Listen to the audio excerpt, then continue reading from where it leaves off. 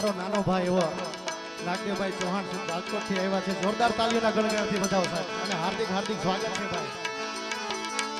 એ લીલીના ઘેરમાં ઘીણા મોર બોલે મારી ચામુંડો